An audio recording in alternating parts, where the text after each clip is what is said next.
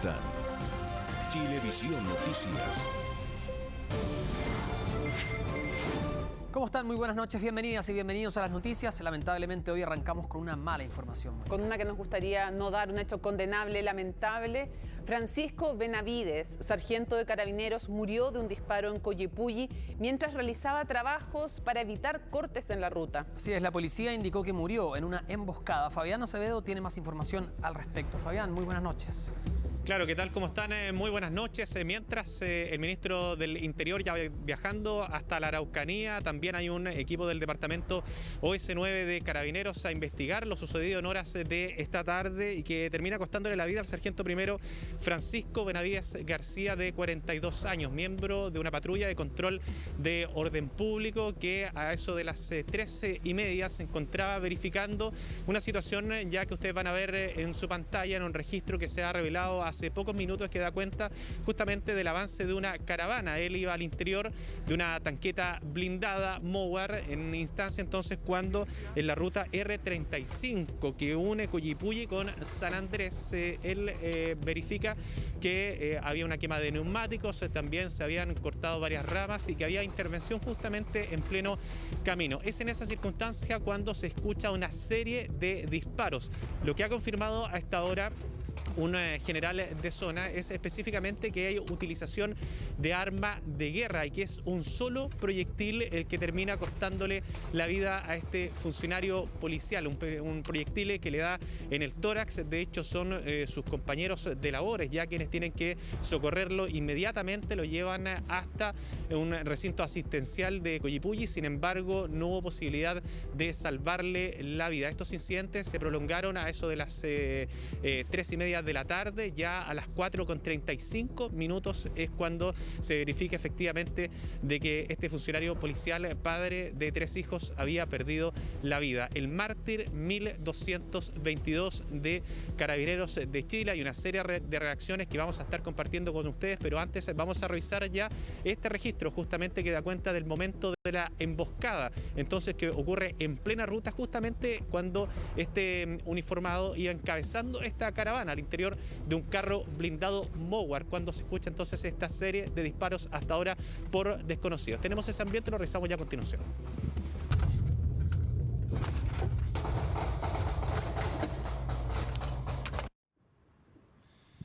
Bien, ahí está, los segundos breves entonces cuando se originan estos disparos. Inmediatamente tienen que socorrer a este funcionario policial y hasta ahora hay una condena, por supuesto, a todo lo sucedido en horas de esta tarde. Un funcionario de control de orden público entonces que termina perdiendo la vida justamente tras este ataque ocurrido en la ruta R35. Hubo reacciones al respecto. El primero quien habló al respecto fue el ministro secretario general de Gobierno, preocupado, dice, brutalmente por el nivel de violencia en la zona macro sur, que hasta ahora se encuentra reforzada con funcionarios policiales, principalmente de control de orden pública. Hay una condena frente al hecho y pide que no se normalice la violencia y tampoco se justifique. Tenemos justamente esas palabras que vamos a compartir ahora también con ustedes. Condenamos profundamente el hecho. Este obviamente es un mártir de Carabineros, es una persona que estaba haciendo su trabajo y fue asesinado. Por tanto, obviamente que nos preocupa brutalmente este nivel de violencia y la condenamos al máximo. Pero es una tarea que es únicamente del gobierno, tiene que ver con que no haya violencia en ninguna parte del país, en que no se normalice la violencia, en que no se justifique la misma. Y hemos visto lamentablemente a veces en el Congreso que hay quienes la justifican, la validan, votan en contra de esos mismos proyectos que pretenden además poder perseguir con mejores herramientas que ellos.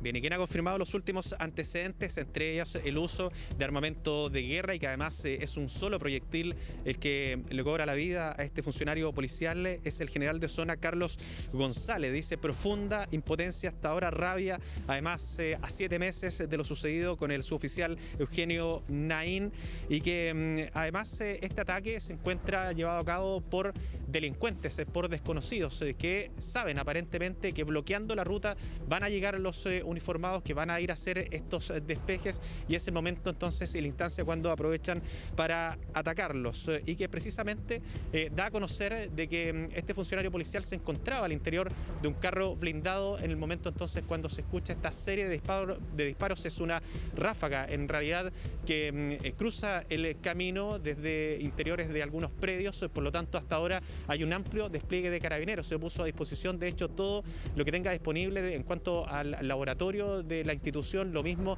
con el personal OS9 del laboratorio, además de la misma institución, para poder aclarar lo sucedido y además buscar a los responsables. Tenemos parte de lo que señaló el general de zona al respecto. Este ataque ha significado que nuevamente estamos con un profundo dolor porque hemos perdido nuevamente un carabinero. Mártir 1222, cuando se ataca a un carabinero, se ataca el alma del país. Cuando se ataca un cuartel, se ataca el alma del país.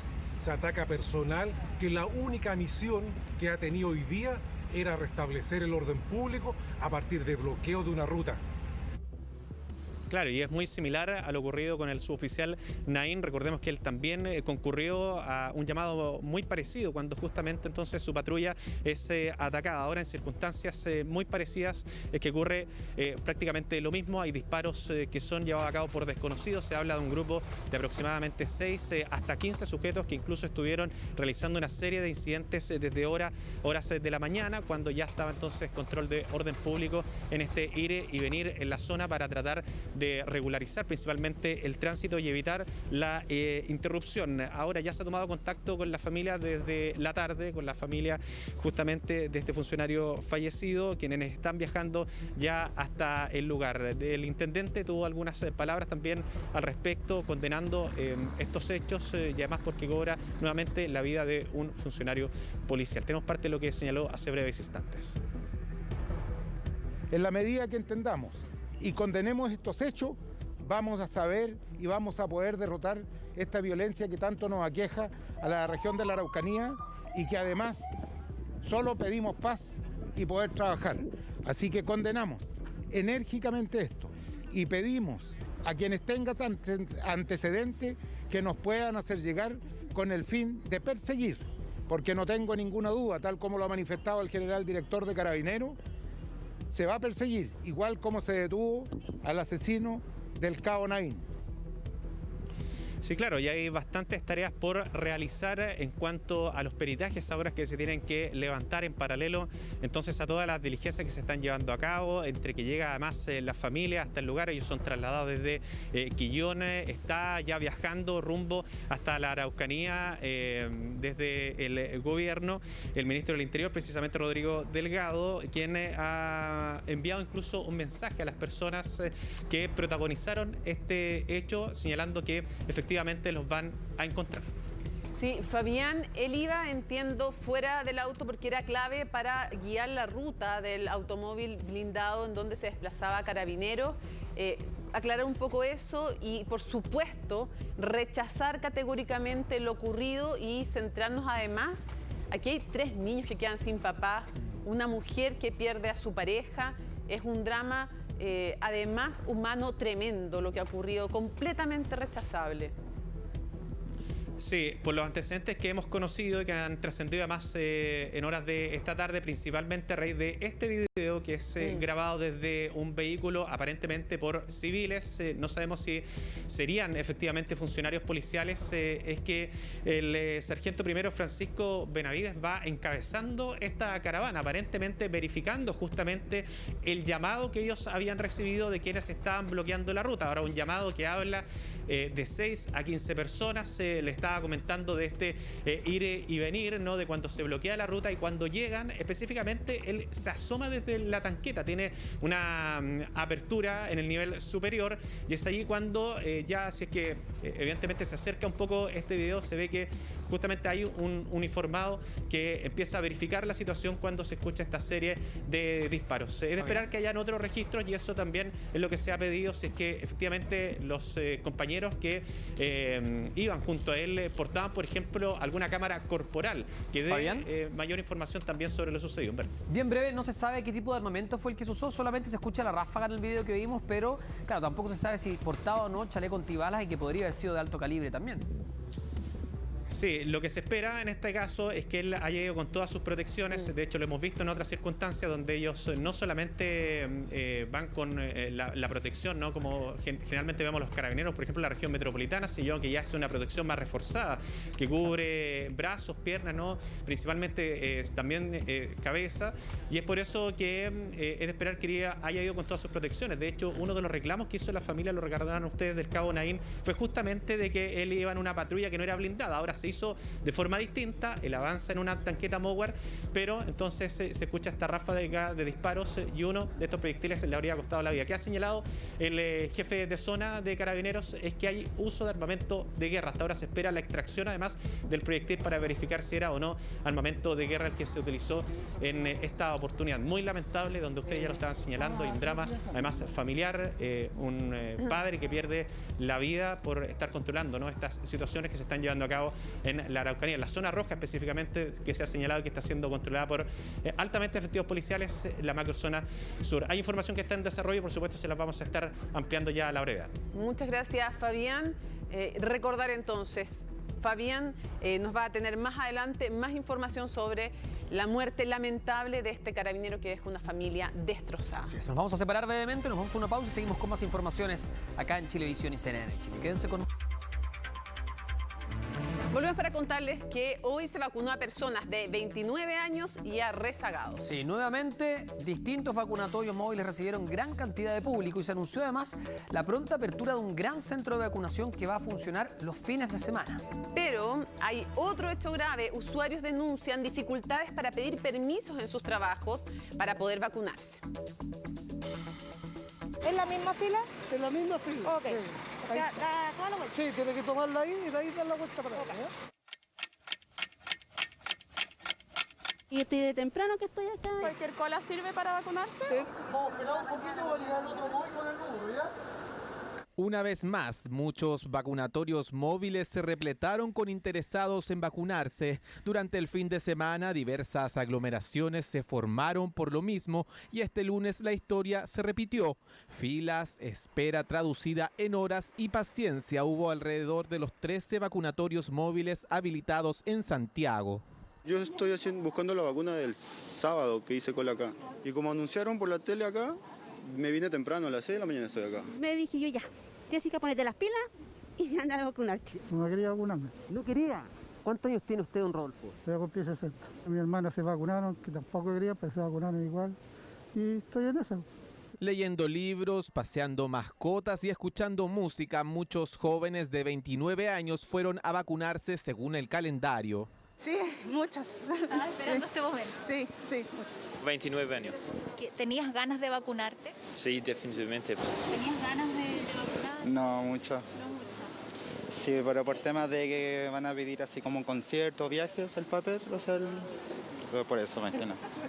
Las filas se acrecentaron por la inesperada afluencia de rezagados que llegaron a vacunarse. El problema es que muchos de ellos habían retrasado su vacunación por el mismo motivo, la falta de disposición en su trabajo para darles libertad de asistir a algún centro asistencial. Por el horario, exactamente, trabajaba de noche.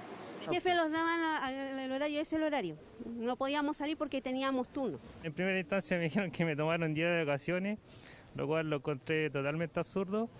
No, pues estamos mal. Sí, y no, al final le dije que iba a venir y después volví al trabajo. Un problema que ha impedido a muchos a optar por su vacuna a tiempo y que de momento solo se ha apelado a la buena voluntad de los empleadores. El ministro de Economía estaba liderando junto a los gremios para poder trabajar esto. Incluso él tiene en la página donde las personas pueden de alguna manera denunciar aquellas situaciones particulares donde los empleadores no les están dando permiso a sus trabajadores. Junto con ello, la autoridad anunció que no solo se reforzarán los vacunatorios móviles que intentan ir en búsqueda de quienes no han podido inocularse, sino que los próximos días se abrirá un gran centro de vacunación para los fines de semana para enfrentar al segmento de los menores de 30 años que comenzó este lunes. Más de 5 años han pasado desde su muerte y recién hoy empezó el juicio oral contra las funcionarias del Sename acusadas por la muerte de Lisette Villa, de 11 años. El caso conmocionó a todo el país y hoy su mamá conversó con nosotros y pidió que las penas sean más severas que las que pide la Fiscalía. Sí, fuimos al cementerio, la fuimos a ver, le llevamos flores, estuvimos con ella. Y yo no, pues yo cuando voy me dan pura ganas de sacarla de ahí. Porque sigo sufriendo por ella y voy a sufrir hasta que yo me muera. Dolor que asegura lleva clavado en lo más profundo y que ni el paso del tiempo puede borrar. Hace poco más de un mes se cumplió un nuevo aniversario de la muerte de Lisette Villa al interior de un centro del Sename en Estación Central. Hoy tendría 16 años y pese a todo el tiempo transcurrido, su familia aún no encuentra justicia. Esto siga adelante, pues no ahora nomás se vayan a quedar chantados ahí, después pase 1, 2, 5 años como pasaron ahora y no lleguemos a nada. Pues. Ese es el mayor temor de la madre de Lisette, no llegar a nada. Un miedo totalmente entendible si se considera todo el tiempo que ha pasado sin resultado alguno. Porque recién este lunes, 5 años, 1 mes y 13 días después de su muerte, se dio inicio el juicio oral contra las 4 acusadas, todas funcionarias del centro de menores. La premiaron ilegítimamente, poniéndola boca abajo contra el suelo, reduciéndola violentamente por medio de maniobras físicas consistentes por parte de Tiare Ollarse en sujetar fuertemente las extremidades inferiores de la niña para inmovilizarla, incluso causándole lesiones. Mientras la acusada Connie Frick, quien a la fecha de los hechos pesaba alrededor de 90 kilos, se subió sobre la niña y con su cuerpo presionó fuertemente la espalda y tórax de Lisette bebé. Fiscalía presentó un tipo penal de torturas y apremios ilegítimos cometidos por funcionarios públicos, ¿ya? Lo que lleva hasta una pena máxima de 15 años. En este caso, Fiscalía pidió una pena de 7 años para las 2 autoras de la muerte de Lisette y para las otras 2 personas una pena privativa de 541 días, lo que es muy bajo. Sí, porque el delito contempla una pena máxima de 15 años, el doble de los 7 que pide la Fiscalía. En ese sentido, los otros querellantes del caso van a exigir una pena más alta. Dado el tipo penal que se presentó, vemos justamente que no va a existir la condena que la familia quiere. ¿Cuál es el tipo penal que ustedes hubiesen esperado más que estos apremios ilegítimos de funcionarios públicos? Homicidio calificado, sin duda. Ojalá que sea pronto, porque para que ellas sientan el mismo dolor que yo sentí como madre. Porque yo hasta el día de hoy todavía sufro por mi hija. Juicio oral que, ante la gran cantidad de testigos e intervinientes, podría durar más de 1 mes antes de conocer la sentencia. Porque esto es terrible. Para mí, que yo soy mamá, ves que me acuerdo de mi niña, me da pena. Porque siempre está saliendo en la tele, entonces ya... Yo quiero que esto se corte, porque si no hubiese sido por mi hija, ¿por qué no vieron por los otros niños? Lo que buscamos también con esta causa es que verdaderamente exista un cambio al interior de esta institución. Juicio que no solo busca entregar justicia y paz a una familia, sino que promete revelar las grandes vulneraciones que sufren niños a cargo de instituciones del Estado. Es evidente que en memoria de Lisette, esta familia merece justicia, lo merece esta familia, pero además se merecen todos los niños de este país que el Estado, a través de los servicios que debieran cuidarlos, no siga vulnerando los derechos, que en vez de los ponen en riesgo, en vez de protegerlos como se debiera. Eso aún continúa ocurriendo. Y cambiamos de tema para contarles que hoy fue formalizado por presunto abuso sexual el fiscal de Maipú, Tufit Bufadel. El 7º Juzgado de Garantía de Santiago inició el proceso penal en contra del persecutor, quien ya había recibido una sanción administrativa a principios de 2020.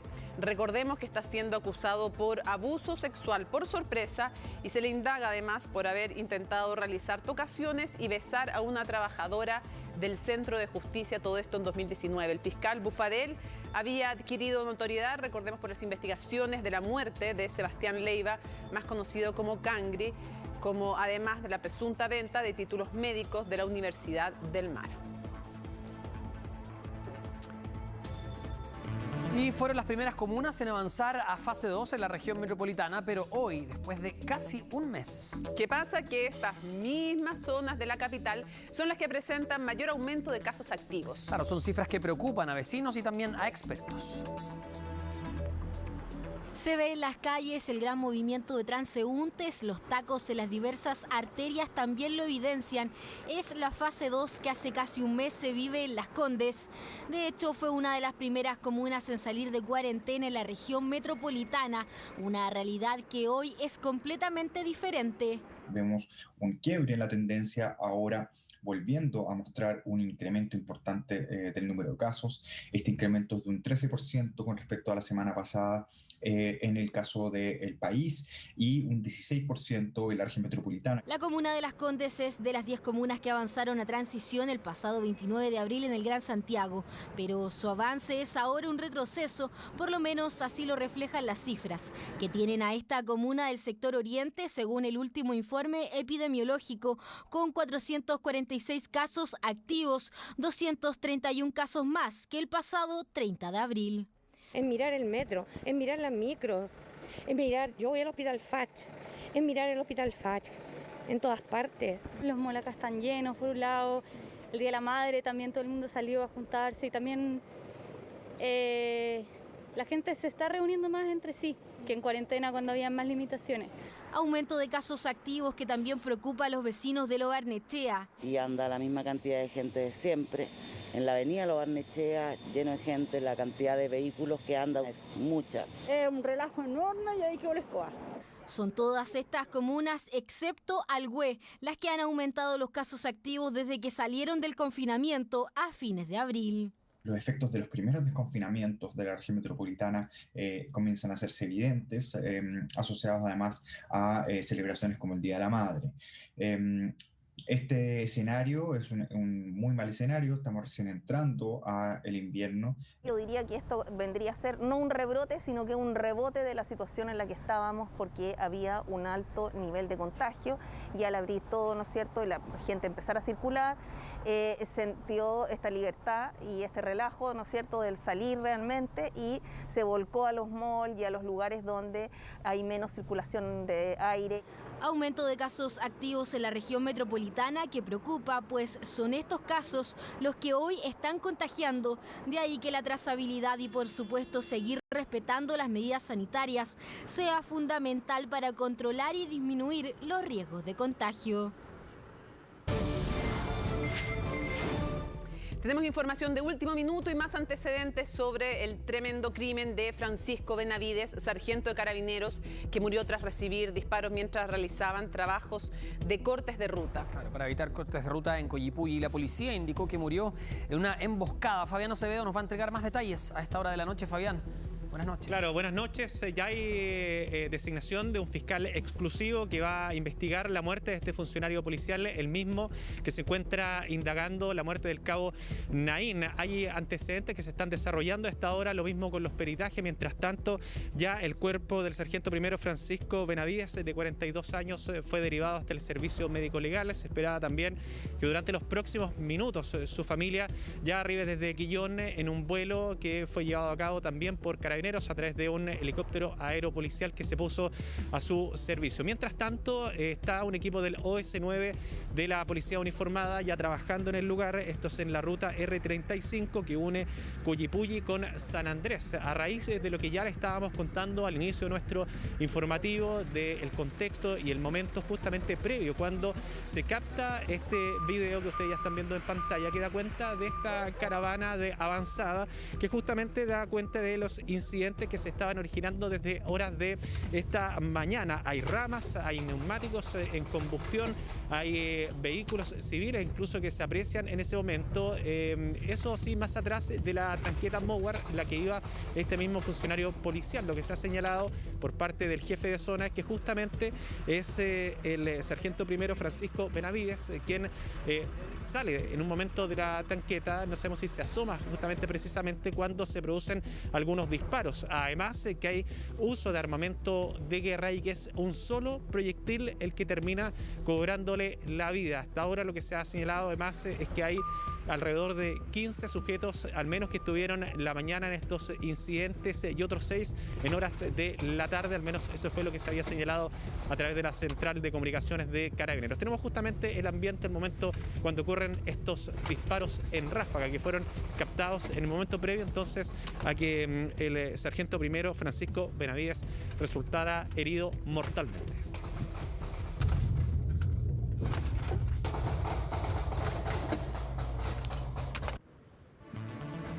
Bien, hay varias piezas que hay que encajar en todo esto. Se ha hablado de que este registro es de los momentos previos. No sabemos si es que efectivamente los otros compañeros del sargento primero estaban en posesión de alguna cámara corporal que muestre el momento del traslado o el momento además del ataque. Lo cierto es que por medio de la central de comunicaciones es donde se da cuenta de cómo avisan de que él estaba ya herido, de que había recibido un proyectil a la altura del pecho hacia la zona izquierda, y es cuando les comienzan a dar indicaciones a los mismos funcionarios policiales que los estaban acompañando, al sargento primero Francisco Benavides, de lo que tenían que hacer y cómo tenían que ya trasladarlo además de forma urgente hasta un recinto asistencial en Coyipulli. De eso también se ha ampliado, va a ser materia de investigación. Seguramente el fiscal también va a pedir estos audios ya para ir encajando esta investigación cuando aún los autores están prófugos. Tenemos justamente los segundos dramáticos que se vieron por parte de los compañeros de este uniformado. 1188 en dirección al hospital de Coyipulli, mantiene una herida única en el sector del pecho.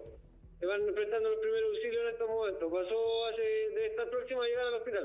La posición que lo llevamos lleva impacto único pecho.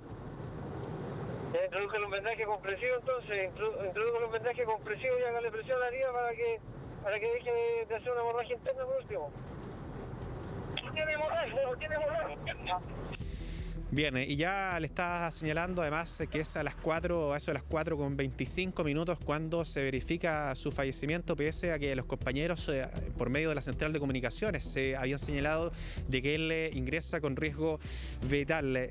Fue ya el general director de Carabineros desde Antofagasta en una reunión que se encontraba, quien se refirió al respecto, habla de un ataque artero, que habló además con la familia de este uniformado, que llama a los responsables de la persecución criminal para trabajar en conjunto para dar con los autores en un hecho que aseguran no va a quedar impune, tal como sucedió con el caso del cabo Naín. Recordemos que hasta ahora por ese caso hay una persona en prisión preventiva y otros 2 que están identificados. En palabras propias del general director dice que están dolidos pero no están vencidos. Tenemos justamente lo que él señaló al respecto.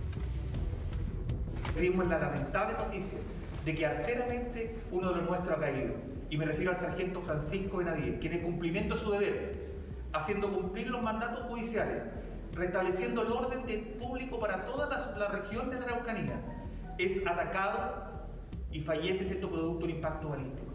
Hablé con su señora Carolina, deja 3 hijos, una familia destruida.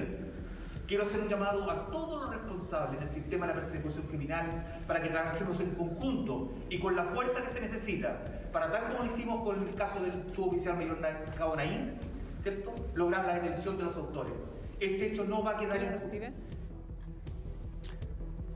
Bueno, Fabián, es impactante cuando uno escucha, sobre todo, Mónica, que él deja a su señora y a 3 hijos chicos, ¿no? Eso es lo más terrible de todo esto. Y antes de este despacho comentábamos de qué calibre se podría tratar el arma finalmente o el armamento que se usó. Se dice armamento de guerra, escuchamos la ráfaga y lo que comentábamos acá en el estudio también es que podría haber sido que ingrese por el costado, porque si es que va con un chaleco antibalas, eso podría haber prestado cierta protección, ¿no?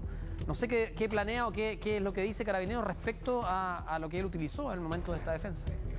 Sí, fíjense que hasta ahora está todo en investigaciones. El general director, de hecho, envió un registro, un video con sus palabras. No ha habido posibilidad de que le podamos preguntar si ya el ministro del Interior fue el único que está confirmando algunos antecedentes, pese a que fue bastante escueta en las declaraciones que dio en el Palacio de la Moneda. Esto a raíz del viaje express que debe ya estar realizando en estos momentos, entonces hasta la misma región. Ahora sí, el chaleco antibalas podría haber servido. Bueno, eso es lo que se tiene que establecer establecer, además con la medida de seguridad que contaba este mismo uniformado, eso se va a establecer una vez que pueda extraerse además el proyectil, de que pueda ser periciado.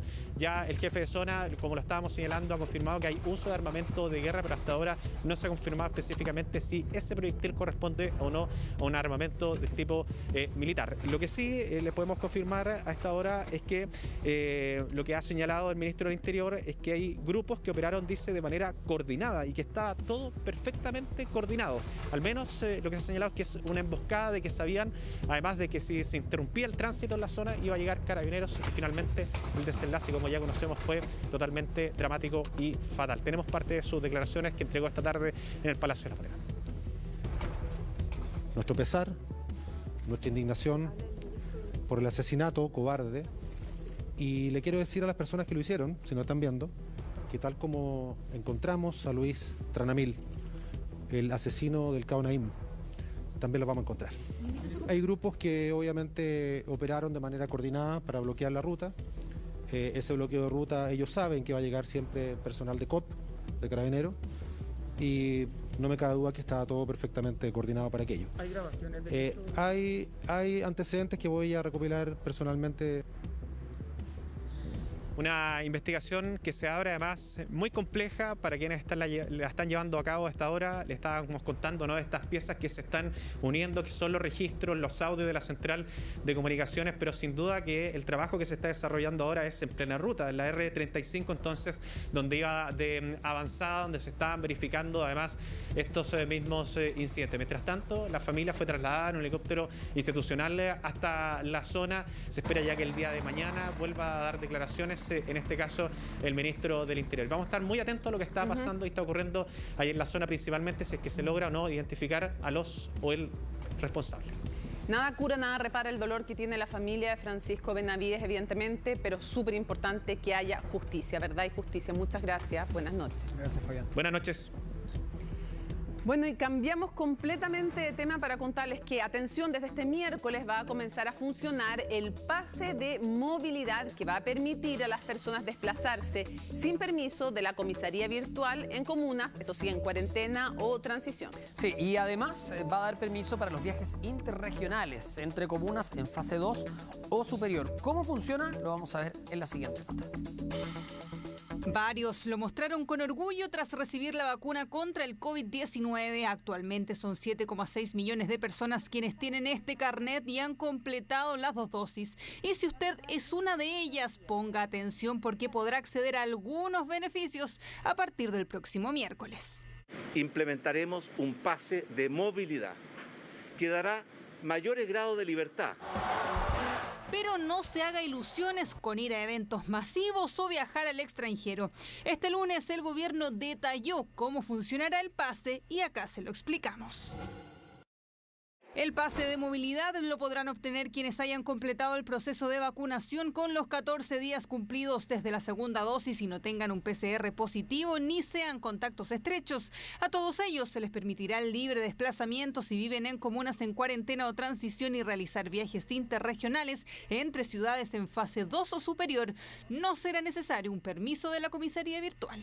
Y le pedimos a las personas que lo usen responsablemente. El pase de movilidad no es un chip libre. De hecho, no se puede comparar tampoco con un carné verde. Este pase se usa respetando las restricciones que están hoy en el paso a paso. Es decir, no por tener un pase de movilidad hay mayor aforo en cuarentena o transición. El pase no permitirá reuniones sociales con aforo mayor al permitido, traspasar cordones sanitarios, movilizarse en toque de queda ni viajar al extranjero. De hecho, el gobierno extendió el cierre de fronteras hasta el 15 de junio. No, ninguna. O sea, que no hay medida adecuada, ¿ya? Porque no se ha hecho como debería haber sido. Está súper bien porque hay muchos que viajamos y no tenemos cómo, y de repente nos los dan el permiso. Que le va a dar la oportunidad a mucha gente para andar en la calle, sobre todo en los barrios Franklin, May. ¿Viajaría a regiones? Sí, de repente porque tenemos familia en regiones, entonces por cosas familiares. Y si a varios dejó contentos la medida, más sonrisas sacó en el rubro del turismo. Esperamos que junto con esta medida se vaya sumando posteriormente la implementación de la apertura de fronteras y también por otro lado consideramos muy importante la eliminación total del toque de queda. Eso sí, desde el Colegio Médico rechazaron esta flexibilidad teniendo en cuenta el alza de contagios y la ocupación de camas críticas que se mantiene por sobre el 95% a nivel nacional. Perdemos absolutamente cualquier tipo de control y lo importante en un momento en el cual la pandemia no está controlada. Tenemos un alto número de casos y muchos especialistas afirman que estamos empezando una tercera ola sin haber terminado la segunda. Vamos a ir de a poco. Y a mí esto no me gusta decirlo. Y si no resulta, porque las personas no hacen caso y se sueltan las trenzas o porque nosotros nos equivocamos, vamos a retroceder. Si nosotros logramos que la gente entienda que debe mantener las medidas sanitarias, aún con este pase de movilidad, creo que no tiene por qué haber un rebrote. Todo lo contrario. Se va a mejorar el ánimo, se van a poder ver personas que no se han visto durante mucho tiempo. El documento se podrá obtener en la página mevacuno.gov.cl, el cual tendrá un código QR que al ser escaneado arrojará si la persona está o no habilitada. Los adultos mayores que no se manejen con las plataformas digitales podrán solicitarlos los vacunatorios o pueden presentar su carnet de vacunación junto al de identidad. Repasemos entonces, vamos a revisar cuáles son los 4 pasos para acceder a este nuevo pase de movilidad que no ha estado exento de polémica. Por cierto, el Colegio Médico se opone rotundamente. Vayamos con el primero. Vamos con el primero. Aquí está, paso número 1. Primero tienen que ingresar al sitio mevacuno.gov.cl. Luego le van a pedir que ingrese su correo o clave única y puede que el sistema le pida algún dato adicional como dirección o la comuna donde reside. Así es, lo más seguro es hacerlo con la clave única, ¿no? Sí. Es lo mismo que para los permisos. Después de ingresar su clave, se va a desplegar una columna. Deben hacer clic en Mis Vacunas. Ahí está. Y después el sistema les va a mostrar cuándo se inoculó, con qué tipo de vacuna y le va a dar la opción de descargar o ver un certificado de vacunación con un código QR. Ese es su pase que va a tener que sacar cada vez que quiera desplazarse y va a ser solicitado por la autoridad fiscalizadora. Ahí está, no se olvide, esos son los 4 pasos. Así es, lo interesante de ese código QR es que se va a ir actualizando. En caso de que alguien tenga contacto estrecho, no va a permanecer, sino que se va a ir actualizando día a día. ¿Qué efectos va a tener esto? Bueno, vamos a seguir atentamente esta polémica, por supuesto. Bueno, y cuando faltan menos de 24 horas para la audiencia de formalización contra el presunto autor del crimen de 2 hermanos en el bosque, la familia de la víctima exige justicia. Mientras comienzan a revelarse nuevas imágenes del detenido cuando llegó hasta la casa de los hermanos. Ese asesino no está enfermo porque un asesino no puede manipular 5 chips, no puede manejar 2 teléfonos, no puede manejar redes sociales, no puede manejar ese tema de cosas. Son las declaraciones del tío de Rubén y Catalina, los 2 hermanos asesinados en la comuna del Bosque y cuyo principal sospechoso se mantiene detenido. Palabras que se entregan a menos de 24 horas de la formalización de cargos en contra del hombre de 30 años. Soy un convencido de que él recibió ayuda porque estoy convencido de que este tipo se escondía, de día se escondía en el cerro y de noche bajaba.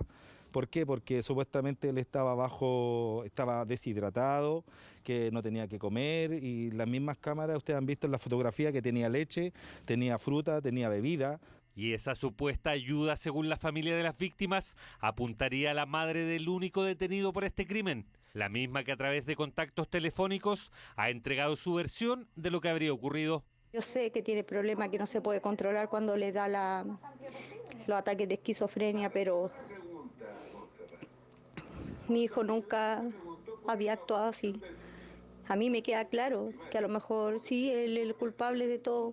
Además, según familiares de las víctimas, el día de la detención la madre del acusado se habría reunido con él en la comisaría, lo que les demostraría que ella sabía dónde estuvo. Yo digo que la mamá es cómplice.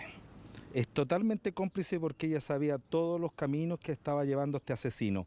Es cómplice de los hechos que hizo este caballero, porque acaba de confirmar ella en pantalla, de que estuvo el día del asesinato, estuvo en la casa con ella. A minutos de su detención y cuando llegaba a la comisaría, Fernando Ben miró desafiante a las cámaras. Brazos cruzados caminó, misma postura que tuvo solo horas antes del crimen. Esto porque una cámara lo captó al llegar al domicilio que compartía con las víctimas a las 8 de la mañana de ese lunes fatal. Como te digo, iba a morir ese día que que lo tuvieron detenido. Gracias a Dios por él que lo haya encontrado otra persona y nos fuimos nosotros. Esto porque, según Luis, Fernando Bem acostumbraba a frecuentar cerros. Por eso sabían que podía esconderse en uno de ellos. Por eso, además, no les causó profunda sorpresa saber que fue detenido en una suerte de choza improvisada en el Cerro La Pincoya, en Huechuraba. Una persona perturbada de mente no saca de cuajo un automático, no corta los cables, no se lleva la ropa, no planifica lo que él hizo. Esto precisamente porque, según declaraciones de la madre del detenido, este se encontraría bajo un trastorno mental el cual habría gatillado los hechos. Temor para la familia de las víctimas que esto pueda ser un atenuante para acreditar su inimputabilidad frente a la justicia. Lo cierto es que todo tendrá respuesta este martes cuando Fernando Bem enfrente su formalización de cargos. El reelecto alcalde de Recoleta, Daniel Jadue, pasó a liderar la carrera presidencial, conquistando 2 de cada 10 preferencias. Según resultados de la encuesta CADEM, el alcalde es seguido por Joaquín Lavín y por la presidenta del Senado, Yasna Proboste. Pamela Giles, en tanto, tuvo una dura baja de 11 puntos. Por primera vez, como abanderado presidencial, Joaquín Lavín visita la Araucanía. En Recoleta, la opción del PC, Daniel Jadue, afina los últimos detalles de un encuentro con alcaldes sobre el modelo de su comuna. Son las 2 figuras presidenciales con mayor proyección después de las pasadas elecciones, que según la encuesta CADEM están estadísticamente empatados en segunda vuelta. Quien lidera esta muestra tiene su propia tesis para explicar el apoyo que concita entre la ciudadanía.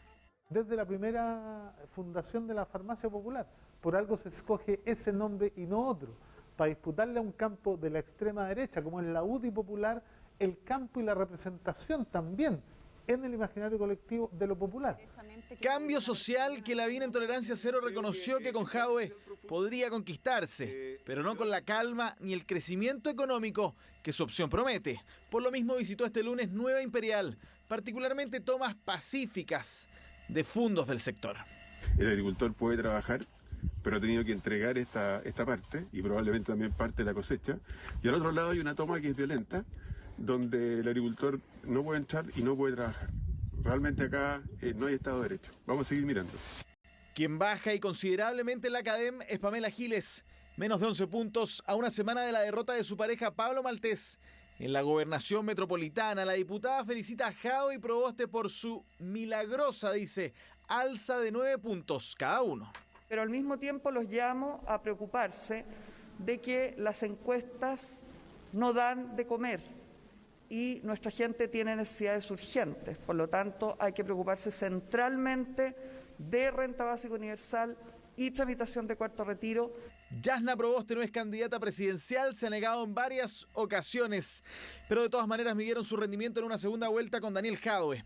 La presidenta del Senado no quiere entrar ahora en el tema presidencial. El foco lo tiene puesto, dicen en su entorno, en sacar adelante la agenda de mínimos comunes que perdió protagonismo tras las mega elecciones. Si esta semana no tenemos los proyectos de ley serios para poder apoyar a la familia, el gobierno tendrá que ver cómo sigue haciendo frente a esta crisis, cómo termina su periodo, porque desde la oposición ya hemos hecho el trabajo. Presidente Piñera, mande los proyectos esta semana. Y un cuarto personaje bien rankeado es Sebastián Sichel. El independiente hizo alusión al recién nombrado vocero de la campaña de Joaquín Lavín, que dijo que su candidatura es un invento de la moneda. Queremos dar una linda pelea por terminar con la vieja política de los últimos 30 años, que apenas empieza la campaña, se destroza, pela, nombra personas que están disponibles para atacar al resto. Quienes quedan más rezagados son las opciones de Gabriel Boric y Paula Narváez. El primero asegura que puede convocar a un mundo más amplio que el del alcalde de Recoleta para ganar su primaria. La segunda, que no todo está en las encuestas. Y en otras noticias, en libertad quedaron tras un primer juicio los detenidos por el robo de un auto a un bombero, un hecho que produjo una persecución por varias ciudades en plena Ruta 5. El tribunal consideró que no hubo intimidación a la víctima, por lo que solo se configuraría un delito de hurto y receptación. Ahí la media cagada. Están acá en el cruce los tambores. Los siguieron desde Osorno a Valdivia y viceversa en algunos sectores contra el tránsito, arrasando incluso con peajes. es que los sujetos que habían robado un vehículo, un voluntario de bomberos que volvía de un incendio, no tenían ninguna intención de entregarse.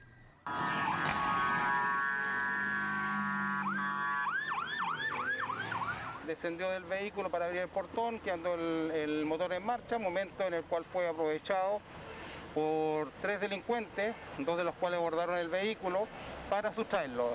En esa situación se produce un forcejeo, él intenta recuperar su especie, no obstante ello, los delincuentes se dan a la fuga. Bueno, sin duda esta es una situación no habitual, no habíamos tenido una situación de este tipo en la provincia y eso genera algún nivel, lógicamente, de alarma pública en la población. ¡Voy detrás del weón! El loco va mal, ya cagó, ya cagó. El robo del vehículo de un voluntario de bomberos generó que un grupo de civiles se uniera a la persecución de los delincuentes. Ahí vienen. Algunas personas que intentaron realizar acciones individuales u organizadas para lograr la detención de esta persona, lo cual agradecemos, pero que en muchos casos ponen en riesgo la seguridad del procedimiento policial. Luego de recorrer cientos de kilómetros, un disparo certero de carabineros en una rueda del vehículo robado generó que perdieran el control, estrellándose contra una barrera de contención. Y en ese lugar fueron detenidos 2 adultos y un menor de edad. Que en una situación de este tipo, de noche, una persecución a alta velocidad, existían muchas probabilidades que esto hubiera terminado en algún tipo de tragedia, tanto para cualquiera de las partes involucradas como para cualquiera de las personas civiles que estaban en esto. Así que yo creo que lo que hizo Carabineros ayer fue un procedimiento impecable que terminó, digamos, dentro de lo mal que podría haber terminado esto, de la mejor forma posible. En esta persecución, ¿cierto? Estos delincuentes salieron fuera del sector de la provincia de Osorno, ingresaron a la provincia de Valdivia, posteriormente regresaron a Osorno, siendo mantenidos y seguidos a distancia siempre por Carabineros, lo cual permitió posteriormente la detención.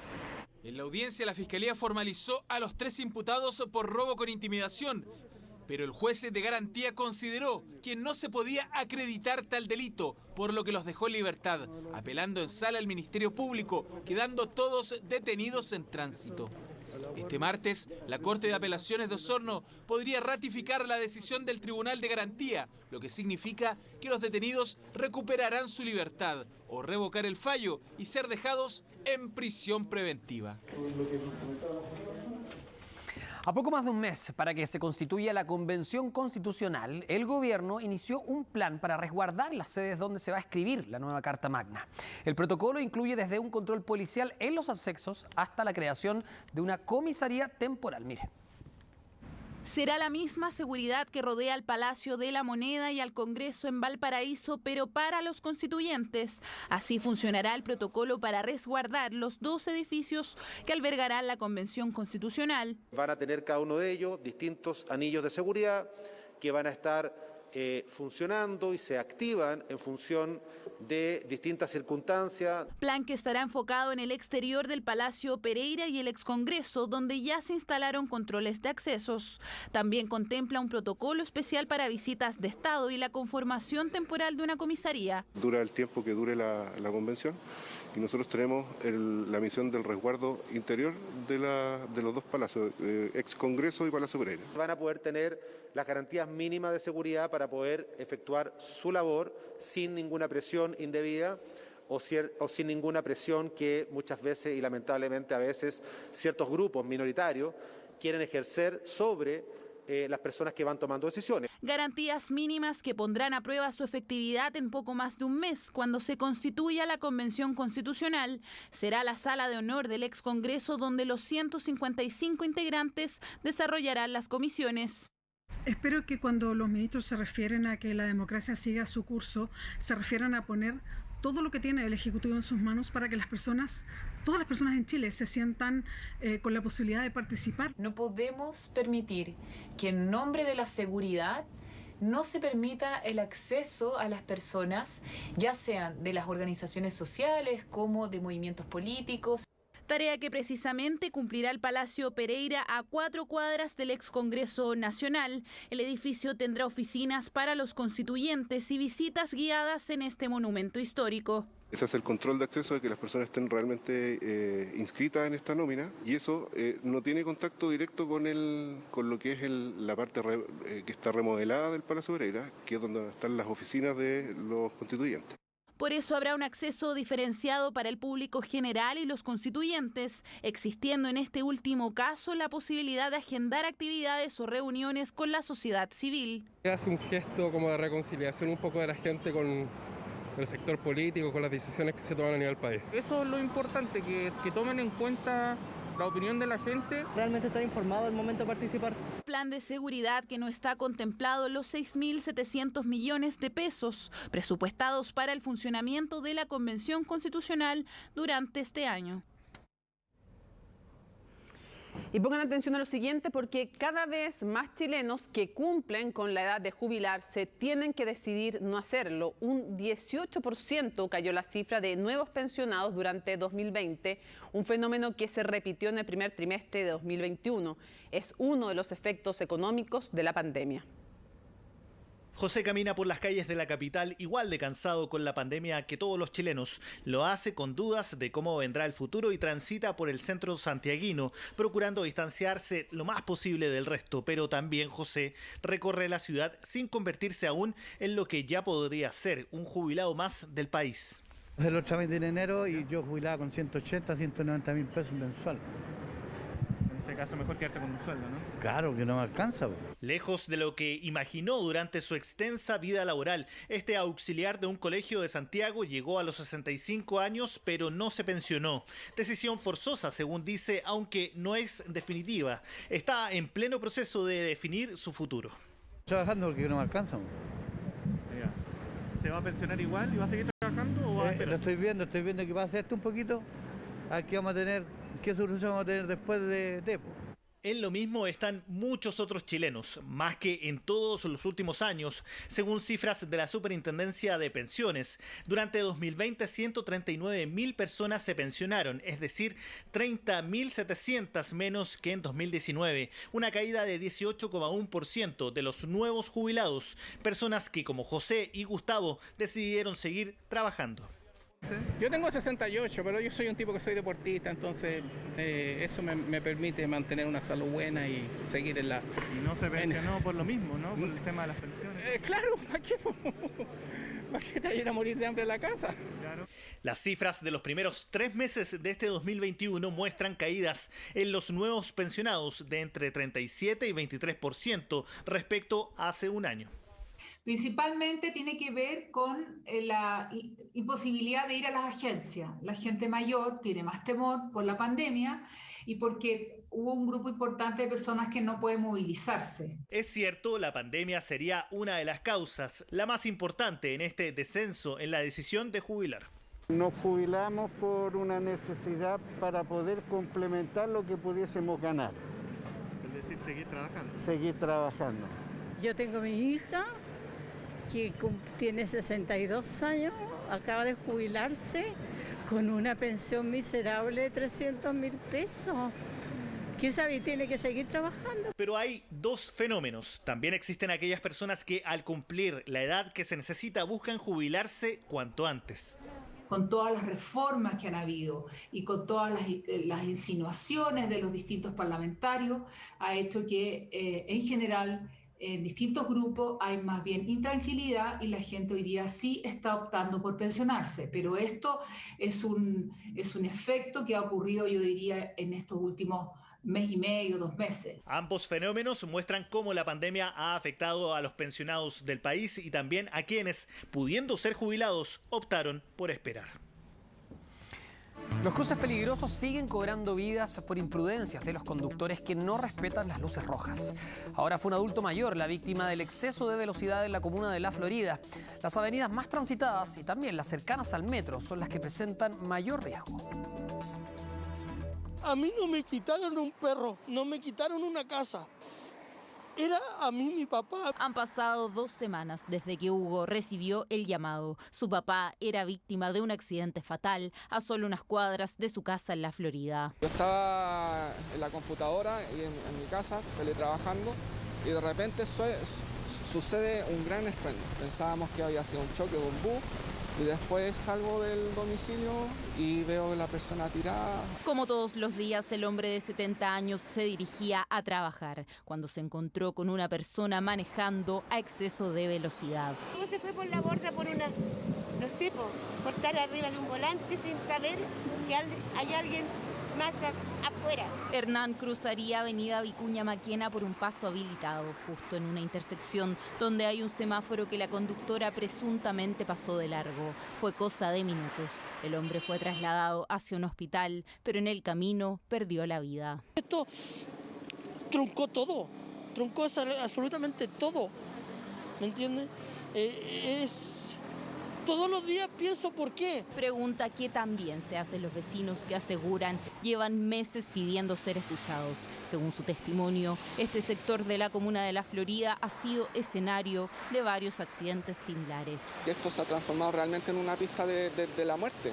Hace un año atrás también sucedió un hecho similar donde también murió una persona. Y precisamente por ello los vecinos de La Florida están exigiendo una solución y sugirieron una polémica alternativa para frenar los accidentes. La solución que nosotros pensamos que es que aquí pongan fotorradares con control de velocidad y control de patente. Pero llevan tiempo esperando y aseguran que nadie les responde. Por ahora conviven con conductores imprudentes y carreras clandestinas en las noches. No respetan ni la señalética, que en este caso serían las luces rojas o verdes, ni la velocidad. Precisamente esa es la principal causa de muerte en los accidentes de tránsito. Solamente en 2020, un total de 439 personas perdieron la vida a causa del exceso de velocidad. Y eso en un contexto, insisto, diferente, en un año donde todos estuvimos durante muchos meses en cuarentena en nuestras casas, donde hubo mucho menos movilidad en las calles. Lo que generó que las conductas temerarias de los automovilistas se incrementaran y con ello la tendencia a acelerar al volante, como sucedió este lunes. Aún no eran las 5 de la mañana y estos vehículos protagonizaban otro siniestro vial en Santiago Centro. La distracción y combinado con la velocidad y con pasarse una luz roja es absolutamente fatal. Como ocurrió en el caso de Hernán, motivo aún más fuerte para su familia y sus vecinos que seguirán luchando para que ese temor que sienten al andar por las calles se termine. Por ahora, Hugo continúa esperando que la justicia sancione a la persona que le arrebató la vida a su papá. Bueno, y fíjense que pasan los años y todavía existe un verdadero cementerio de tóxicos en Arica. Así es, ocurre muy cerca de poblaciones que han sufrido los estragos del arsénico, el plomo y otros químicos traídos desde Suecia por una empresa chilena que recibió una millonaria suma, Mónica, por convertir esta zona en un basurero industrial. Fíjense que hasta la ONU emitió un informe y espera las respuestas del Estado chileno y de Suecia. El reportaje a fondo es del periodista Alejandro Vega. Desde el aire tiene una forma de un féretro.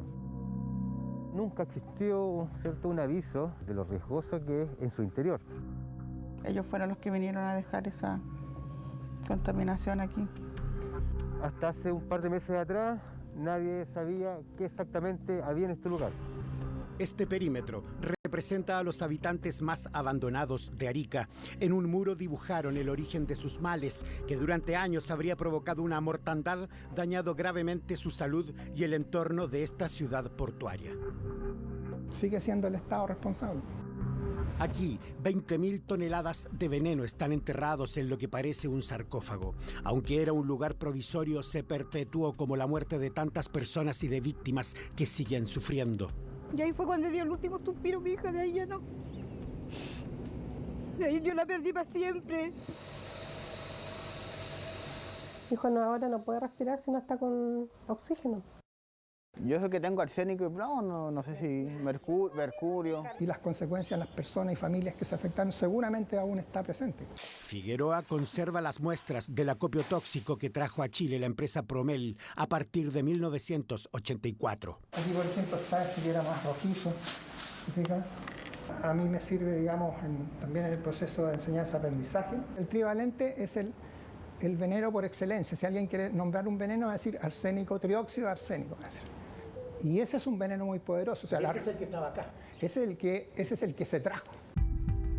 Años antes, más allá del Pacífico, la minera sueca Boliden buscaba un destino para miles de toneladas de desechos altamente tóxicos que afectaban a sus trabajadores. En un estudio publicado en ese país en 1982, replicado años más tarde en una revista británica, se reveló una alta incidencia de mortandad por cáncer entre los trabajadores de esta planta industrial. Este estudio lo tuvo la empresa Boliden el año 82. Acá dice que básicamente que se hizo un muestreo de 3.710 trabajadores de esa fundición de Rönnskär y de los cuales 467 habrían desarrollado cáncer al pulmón o al estómago. Ante la presión del sindicato, la empresa buscó un país dispuesto a recibir 20.000 toneladas de tóxicos y Chile se convertiría en ese basurero industrial. En 1984 se produjo el primer envío marítimo de este material a la ciudad puerto ariqueña. Los residuos quedaron a la intemperie a 250 metros de la población Sica-Sica. Los niños iban a correr para esos lados. Pues. ¿Qué hacían en esa montaña? Subían, la bajaban, es que uno no sabía. La empresa chilena Promel recibió un pago de $1.600.000 por aceptar estos desechos industriales que contenían plomo, arsénico, mercurio y cadmio, entre otros químicos. Informaron a la autoridad de salud que no eran tóxicos y que cualquier persona podía manipularlo. Esto se trajo de acuerdo con la ley, lo autorizó Salud. Salud lo autorizó. No existía, ¿cierto?, la capacidad técnica y la expertise de la gente de manejar desechos. ¿Y eso lo sabía la empresa sueca? Claro, lo sabían porque cuando estuvo acá el año 84, Rolf Svedger, que fue el especialista de Boliden, vino y se dio cuenta, ¿cierto?, que no existían esas capacidades técnicas ni el conocimiento. ¿Y así todos siguieron haciendo ese envío? Claro, hicieron 3 envíos que ellos pudieron haber advertido. De la empresa aún quedan vestigios y también elementos contaminantes, según especialistas. Queda mucho material residual dispersado, digamos, en la corteza, en la superficie del suelo. Ahí en esa zona hay muchos suelos desnudos, digamos. Por casi una década, los pobladores, adultos, mujeres embarazadas y niños convivieron con una montaña de veneno contaminante. Llegada la democracia, las autoridades levantaron viviendas sociales para los más pobres en los alrededores de este barrio industrial porque resultaba ser más barato. Cuando me dieron mi casa, el 94 parece que fue, no me acuerdo muy bien la fecha, cuando entregaron estas casas del Cerro Chuño. Y resulta que después mi hija, ella llegó como 10 años más o menos ella acá. Y después ya se empezó a enfermar. Hubo precisamente responsabilidad del Estado por esta responsabilidad del Serviu relacionada a la construcción en un sitio que está contaminado. Aquí están las poblaciones Sica-Sica, Cerro Chuño y los industriales, donde hasta el día de hoy algunas calles de tierra contaminada se pavimentan con la ley de polimetales promulgada el 2012. Ninguna institución ni gobierno se ha hecho cargo de nuestras enfermedades como ellos deberían serlo. Cuidado que está mal acá. Esta es la mitigación de polimetales, que es la ley que dice que tienen que no podemos tener tierra, tenemos que tener todo cemento. Estaba muy contaminado y ahora se está mejorando nomás. Pero han pasado hartos años desde que se está pidiendo esto. No sé, pues yo no soy de Arica. Mi hija está jubilada, tiene 11 años, está jubiladita. ¿Pero qué problema tuvo a los huesos? Lo que pasa es que mi hija tiene problemas de hablar, de aprendizaje, los huesitos le duelen. La ley de polimetales nosotros no los ha cumplido, no los toma los exámenes en el tiempo que necesitamos. En la casa de la esquina, la dueña falleció de cáncer de mama y cáncer de pulmón.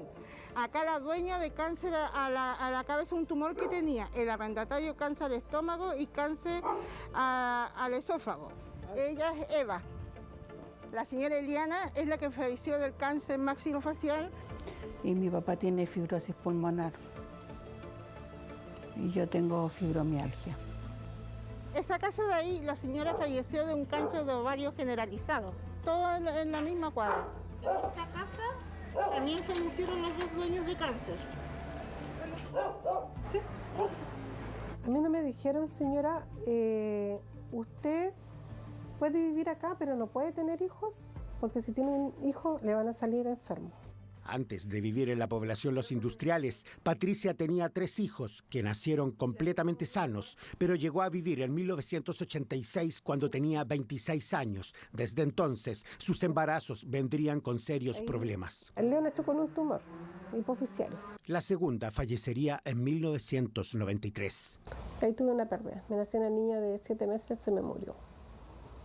venía deforme. El tercero en nacer es Mario. Mario también tiene artrosis, tiene osteoporosis, los huesitos ya están en cascaritas de huevo. Y todo esto es culpa de las personas que trajeron toda esa contaminante acá a Chile, y este es el resultado. Como a los 14 se enfermó ella y empezó con dolor de muslo y le hace los exámenes todo, y el médico me dice, ¿tú sabes lo que tiene tu hija? Le dije, yo no sé. Me dijo, tu hija me dijo así, con estas palabras, dijo, tu hija se muere en 3 meses. Y ahí fue cuando dio el último suspiro mi hija, de ahí ya no.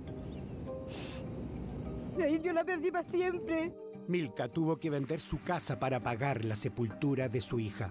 Fabiola era una de esas niñas que jugaba en la oscura montaña a la que por varios años se expusieron los vecinos, como Patricia y su hijo Carlos, que fueron erradicados a otro sector de Arica. El año 96 nosotros llegamos acá. ¿Dónde vivía usted? Acá, en esta casa de aquí, en 57, ahí vivía yo. Las personas que hoy habitan la población Cerro Chuño en su mayoría son inmigrantes. Se han vuelto a instalar personas viviendo, digamos, en la misma área que en algún grado debió haberse desocupado, donde hay niños presentes hoy. La casa de Patricia estaba sobre el veneno que también desparramó la empresa años antes. Desde su patio se extrajeron 20 barriles de material químico. Era la tierra donde su hijo Carlos se arrastraba en sus jugarretas de la primera infancia. Yo lo dejaba ahí un ratito ahí con un cartoncito, pero usted sabe, como niño, él se arrastraba y también cateando se me arrancaba para el patio y le gustaba la tierra porque se empapaba completo. Con el pasar del tiempo, Carlos tendría un retraso en el aprendizaje, problemas psicomotores, desarrollaría un autismo leve y también esquizofrenia. Hoy tiene 26 años. Yo estoy perdiendo este ojo por el mercurio y estoy perdiendo el tobillo. Yo tengo un problema que yo estoy lo más bien y de repente se me va la vista para arriba. No quedo mirando el cielo. No puedo bajarlo. Tengo que tomar pastillas para bajarlo. Y ese de repente me dio...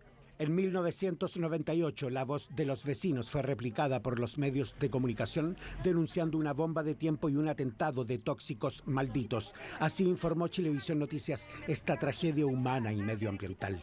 Guillermo ha vivido los 7 años de su vida en la población Las Industrias de Arica. Tenemos niños que están totalmente con alto índice de arsénico. Tengo por varias partes, como ejemplo por acá. Más de 5.000 exámenes practicados a niños de estas poblaciones serían extraviados por el Servicio de Salud de Arica después que el gobierno de turno decidiera trasladar el material a otro punto, muy cerca de estas poblaciones. Este sitio es una buena localización transitoria. ¿Qué dijo la autoridad respecto a la distancia en que dejaron los desechos tóxicos de la población Cerro Chuño? 3.000 metros. Ya, ¿y ustedes comprobaron que no era así? ¿Cuánto hay en línea recta? 650 metros a la población Cerro Chuño. O sea, sigue estando prácticamente al lado. Claro, claro. Nunca existió, ¿cierto?, un aviso de los tóxicos, de lo riesgoso que es en su interior. Hay una responsabilidad de un Estado extranjero, de una empresa extranjera, como es el caso del Estado sueco y de la empresa Boliden. Viura en film. El chileno sueco Lars Edman tuvo como padre adoptivo a un obrero de la empresa Boliden. Así nació su inquietud por el destino de miles de toneladas de desechos y las graves consecuencias que provocó en la población. Su investigación quedó plasmada en el documental Arica, remeciendo la conciencia del país escandinavo. Cancer, missbildningar, värk i leder och skelett. Det avfall som Boliden skeppade iväg till Chile i mitten av 80-talet fortsätter att orsaka. El año 2012, 796 víctimas chilenas presentaron una demanda ante los tribunales suecos en contra de la empresa Boliden, que se deshizo del material enviándolo a Chile, pagando una importante suma de dinero. El staff de abogados de la minera sueca contrató al constitucionalista Fernando Atria como testigo experto en leyes chilenas. Yo no fui abogado de la empresa sueca. O sea, del Yo fui un abogado testigo que representaba, que defendía la empresa. Fui contratado y esto fue explicitado frente a los abogados desde el primer momento a que yo no estaba contratado como abogado de la empresa sueca, yo estaba contratado como un testigo experto que se llama, que es alguien que conoce el derecho chileno, que hace una exposición del derecho chileno frente al tribunal para que el tribunal conozca un derecho del cual el tribunal no es experto, para poder decidir. La justicia sueca rechazaría la demanda de las víctimas aplicando la prescripción. Sin embargo, después de casi 40 años, la Organización de Naciones Unidas emitió un informe sobre esta catástrofe y está a la espera que el Estado de Chile y también el Estado de Suecia respondan una carta de alegación que busca saber qué acciones tomarán para reparar los daños provocados por este crimen socioambiental. Hay una acción ahí que podría derivar, y esperamos que así sea, en que tanto el Estado sueco como el Estado de Chile conjuntamente se hagan cargo de esta situación y terminen entonces de cumplir las medidas mínimas de reparación, tanto con las personas que están enfermas o que han fallecido incluso, como con el mismo medio ambiente, que también tiene que ser reparado porque sigue existiendo esa contaminación ahí. Que se lleven los metales pesados que están todavía ahí en Quebrada Encantada y que se hagan responsables de nuestras enfermedades. Él no tuvo la culpa de que otras personas que ni siquiera son de acá hicieran el daño que le hicieron. Bueno, esto es gravísimo y claramente inaceptable que un país haya pagado para llevar desechos tóxicos a otro, además muy distantes. Bueno, es la típica y lamentable y ya vista zona de sacrificio. Básicamente en eso se convierten los sectores de menos recursos, donde el derecho a vivir en un ambiente libre de contaminación, que se supone que garantiza nuestra Constitución y las leyes, queda en letra muerta. Va a ser importantísimo conocer la respuesta tanto del Estado chileno como del Estado sueco. Vamos a cambiar de tema ahora que la comuna de Recoleta pasó a fase de transición. Patronato volvió a atender al público. En el primer día de ventas, los clientes viajaron desde otras regiones, incluso del país, para abastecerse en este reconocido barrio comercial. Mientras, las autoridades reiteraron su llamado a respetar las medidas sanitarias. Protestaron frente a su lugar de trabajo. Eran unas 100 personas molestas por la extensión de la cuarentena en Estación Central, que no permite el funcionamiento del centro comercial Persa Estación. No pueden abrir sus locales, tienen deudas y quieren levantar sus cortinas. Molestia que también existía en el barrio Patronato, pero que este lunes tuvo su fin. Quería tener todo preparado para sus clientes. Han sido 35 años en este local. En su experiencia, estos han sido los meses más duros. Ahora abrimos con la esperanza que, por la salud mental, que avanzamos para adelante, porque estar, imagínate, encerrado en la casa, preocupado. Esperanza que también tiene María Eliana. Antes de que terminara de arreglar su puesto en calle Santa Filomena, ya llegaban las primeras clientas. Felices, muy contentos, muy contentos. Estábamos desesperados. Las deudas, que seguir pagando arriendo y todo eso. Felicidad que comparte con los clientes que esperaron semanas por venir a Patronato, muchos de ellos desde regiones que tienen sus propias pymes y necesitaban abastecerse. Llegué a las 9 de la mañana y esperando que abrieran, pues, y no encontraba que nadie, no pasaba nada. Se armó de paciencia y encontró todo lo que necesitaba. Vino desde Villa Alemana, tiene un puesto y también vende por internet. Polerita, así como en estilo italiano. Ese tipo de cosas, pues, pulsera, todo hippie chic. Y si Cristina llegó preparada con un carro, Lisette hizo lo propio con una maleta. Viajó de madrugada desde Chillán. Estaba esperando que abrieran Patronato porque la verdad es que no me da confianza comprar por internet. Y llevo mucho tiempo comprando acá. Confianza de los clientes en un barrio histórico que se fue a cuarentena con los maniquíes en verano y volvió con el frío de la capital. La ropa de verano la van a salir a liquidar entre un 50 y un 70% para poder hacer el cambio de temporada a la ropa de invierno. Entonces, ¿qué tal los precios? Acá va a estar mucho más barato. Venimos con otra idea de vender, aunque ganemos menos, pero vender. Tratamos de venir por el mismo tema, porque sabemos que acá igual encontramos cosas que están al alcance de nosotros y tenemos más variedad también. Aunque la variedad en algunos casos puede ser un problema por el quiebre de stock, la reapertura de Patronato en Recoleta, dicen, se hace cumpliendo con todas las normas sanitarias y con el beneficio de estar al aire libre. El 80% está vacunado 2 veces, porque somos todos sobre 50 años. Y nuestro personal también se están vacunando en la Clínica Dávila, en los consultorios de Recoleta, que han estado funcionando bien. Así que tenemos alcohol gel, tenemos el aforo de 3 personas, 4 personas en local, dependiendo del tamaño de los metros cuadrados. Yo he estado conversando con esos gremios, están al aire libre. También depende de los mismos clientes que no generan aglomeraciones. Hay que ser prudente. Y aunque algunos negocios no lograron sobrevivir a la crisis, la gran mayoría de los locales espera a los clientes. Y le pedimos al público que venga bien sanito, sí, pues. Invitación de los locatarios que abrirán de lunes a viernes ahora que la comuna está en fase 2. Una triste noticia, un niño murió intoxicado por una presunta fuga de gas desde una estufa, un drama que la Policía de Investigaciones investiga. Atención, porque los expertos nos explican qué medidas hay que tomar para prevenir estas situaciones. Estaba viendo tele acá en la casa y se sentían gritos afuera, ayuda, ayuda, ayuda. Entonces cerré la puerta y salí corriendo. Y vi que estaban sacando gente de ahí, o sea, un niñito lo sacaron y se lo llevaron en auto al tiro. Así recuerda este vecino el momento exacto en que otros residentes del sector pedían ayuda para rescatar una familia desde esta casa. 2 niños y una mujer se encontraban tendidos e inconscientes debido a una presunta fuga de gas desde una estufa. Carabineros cuando llega al lugar ven el patio, ¿no es cierto?, un menor tendido, ingresan. Ven a una mujer que posteriormente se investigó que es la madre de estos menores, también estaba tendida desmayada en el piso, y un segundo menor que ya había sido trasladado por los vecinos al centro de atención del sector de Loncura.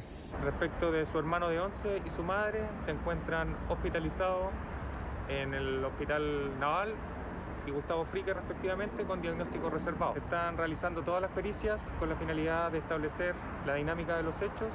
Los expertos llaman a la precaución con las estufas a gas, sobre todo en invierno, ya que es un calefactor muy delicado y con el que se debe tener especial cuidado. Precauciones importantes desde el momento de la instalación del cilindro, ya que el riesgo de una fuga es alto si queda mal instalado. No se descarta que en este caso pueda tratarse de una falla en la manguera que va desde el balón a la estufa.